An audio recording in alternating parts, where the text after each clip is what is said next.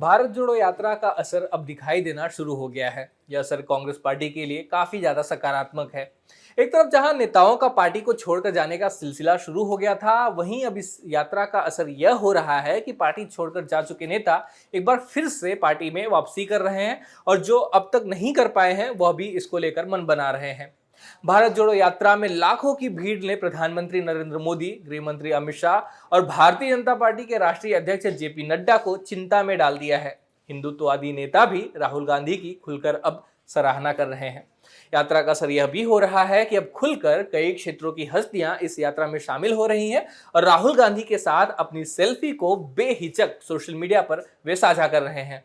भारत जोड़ो यात्रा फिलहाल हरियाणा से गुजर रहा है और इसे जम्मू कश्मीर पहुंचने में अभी कुछ दिन का समय है, लेकिन केंद्र शासित प्रदेश में कांग्रेस छोड़ चुके कुछ वरिष्ठ नेता फिर से कांग्रेस पार्टी में वापस लौटे हैं।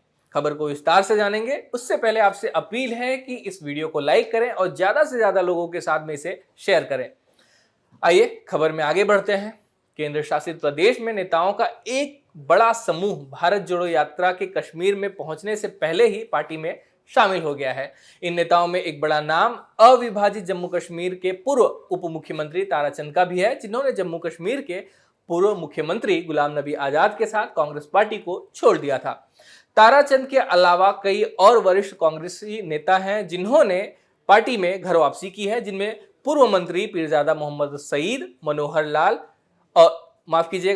लाल और बलवान सिंह शामिल हैं। गुलाम नबी आजाद के करीबी माने जाने वाले इन नेताओं ने उनकी पार्टी डेमोक्रेटिक आजाद पार्टी छोड़ दी है। हालांकि गुलाम नबी आजाद ने ताराचंद, मनोहर लाल और बलवान सिंह को पिछले महीने पार्टी विरोधी गतिविधियों के चलते अपनी पार्टी से निलंबित कर दिया था।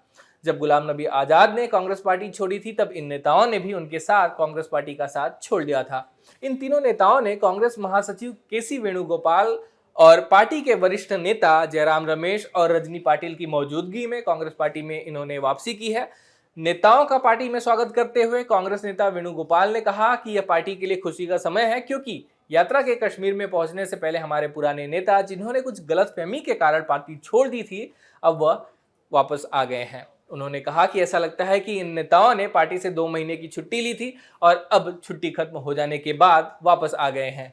जम्मू कश्मीर के पूर्व डिप्टी सीएम ताराचंद ने कांग्रेस पार्टी में वापसी के बाद कहा कि मुझ जैसे गरीब आदमी को कांग्रेस पार्टी ने न सिर्फ टिकट दिया, विधायक बनाया, सीएलपी लीडर बनाया, हमसे जज्बात में आकर गलती हुई, इससे पार्टी को नुकसान हुआ, हम कांग्रेस पार्टी में वापस आ गए हैं।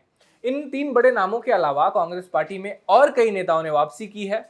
लगभग 17 बड़े नेताओं ने कांग्रेस पार्टी में घर वापसी की है, जिसमें मोहम्मद मुजफ्फर परे, मोहिंदर भारद्वाज, भूषण डोगरा, विनोद शर्मा, नरेंद्र शर्मा, नरेश शर्मा, अमरीश गोत्रा, सुभाष भगत, संतोष मनहास, बद्रीनाथ शर्मा, वरुण मल्होत्रा, अनुराधा शर्मा जैसे नाम शामिल हैं।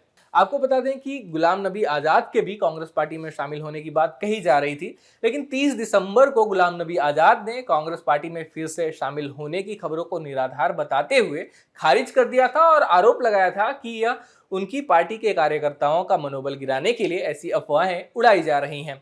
आजाद ने इस संबंध में मीडिया के एक वर्ग में आई खबरों पर हैरानी जताते हुए ट्वीट कर कहा था कि दुर्भाग्य से इस तरह की कहानियां कांग्रेस पार्टी के नेताओं के एक धड़े द्वारा प्लांट की जा रही है, जो मेरे नेताओं और समर्थकों को हतोत्साहित करने के लिए है। मुझे कांग्रेस पार्टी और उसके नेतृत्व के खिलाफ कोई दुर्भावना नहीं है। हालांकि मैं उनसे अनुरोध करता हूं कि वे इन कथाकारों को ऐसा करने से रोकें। लेकिन इसके बाद भी कहा जा रहा है कि अभी भी कुछ कांग्रेसी नेता गुलाम नबी आजाद के संपर्क में हैं और बातचीत अभी भी जारी है। भारत जोड़ो यात्रा के शुरुआती दिनों में इसे संशय की नज़र से देखा जा रहा था। इस यात्रा से क्या हासिल होगा, इसको लेकर भी कई तरह के सवाल उठाए जा रहे थे और इन सवालों को और बल तब मिला जब कर्नाटक से यात्रा गुजर रहा था और वहां अच्छी खासी भीड़ भी यात्रा के दौरान उमड़ रही थी, फिर भी वहां पार्टी उपचुनाव हार गई थी। गुजरात विधानसभा चुनाव के नतीजे भी कांग्रेस पार्टी के लिए काफी नकारात्मक रहे, लेकिन कांग्रेस पार्टी के लिए हिमाचल में सरकार का बनना सकारात्मक रहा। राम मंदिर के ट्रस्टियों द्वारा उनकी यानी राहुल गांधी की तारीफ किया जाना भी भारतीय जनता पार्टी के लिए एक चिंता का सबक बना। एक वक्त था जब राहुल गांधी के बारे में कहा जाता था कि वे अपने नेताओं को मिलने का समय नहीं देते हैं, लेकिन अब वे जन सैलाब के बीच रोज घंटों चल रहे हैं। जो लोग राहुल गांधी से मिल रहे हैं उनकी तारीफ ही कर रहे हैं। राष्ट्रीय मीडिया भी उनको कवर करने के लिए मजबूर हुई है। हर जगह राहुल गांधी के ही चर्चे हो रहे हैं। अंतर्राष्ट्रीय मीडिया भी इस यात्रा को कवर कर रही है, साथ ही उनकी सोच भी बदली है। राहुल गांधी को लेकर देश ही नहीं विदेशों में भी यह धारणा थी कि वे अनिच्छा से राजनीति कर रहे हैं, यानी कि वे उनको मन नहीं है राजनीति करने का, फिर भी वे बिना मन राजनीति कर रहे हैं। लेकिन भारत जोड़ो यात्रा ने लोगों की इस धारणा को बदल दिया है। यह सब देख के तो यही कहा जा सकता है कि भारत जोड़ो यात्रा का जो प्रभाव है वह दिखाई देना शुरू हो गया है। राहुल गांधी के बढ़ते प्रभाव ने भारतीय जनता पार्टी को जरूर चिंता में डाल दिया है। कई विपक्षी नेता राहुल गांधी के साथ जुड़े, तो वहीं कुछ विपक्षी नेताओं ने राहुल गांधी के साथ जाने से वे कतराए। पहले यात्रा का मजाक भी उड़ाया इन विपक्षी नेताओं ने, लेकिन जब यात्रा के लिए उमड़ी भीड़ उन्होंने देखी तो वे राहुल गांधी को शुभकामनाएं देने के लिए बाध्य हुए। जम्मू कश्मीर में जिस तरह कांग्रेस नेताओं ने पार्टी में वापसी की है, उसको लेकर आप क्या राय रखते हैं? क्या आप इसे भारत जोड़ो यात्रा का ही असर मानते हैं या आप इसके पीछे कुछ और वजह देखते हैं? कमेंट बॉक्स में जरूर लिखें। धन्यवाद। अब खबरें पाइए सबसे पहले हमारे मोबाइल न्यूज एप्लीकेशन पर।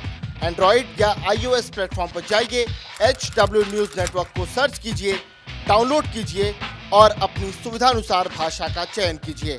खबरों की भीड़ में अपने काम की खबर पाते रहिए।